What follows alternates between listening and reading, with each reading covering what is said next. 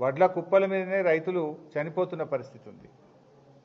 రాష్ట్ర వ్యాప్తంగా ఇప్పటికీ 5 రైతులు మార్కెట్ యార్డ్లో పడిగాపులు కాస్తూ దీనంగా ఎదురు చూస్తూ హార్ట్అటాక్తో కానీ వివిధ కారణాల వల్ల ధాన్యపు కుప్పల మీదనే రైతులు చనిపోయిన పరిస్థితి ఉంది.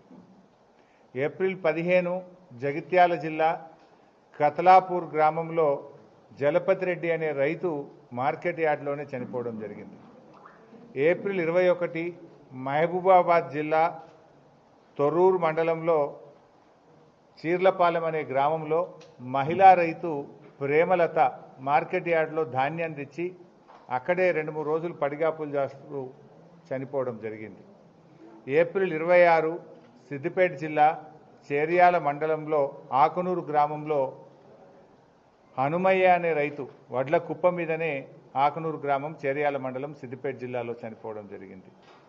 ఏప్రిల్ 22 మహబూబాబాద్ జిల్లా నెల్లికుదురు మండలం అక్కడ బిర్రు వెంకన్న అనే రైతు ధాన్యం తెచ్చి ధాన్యం కుప్ప మీదనే చనిపోవడం జరిగింది.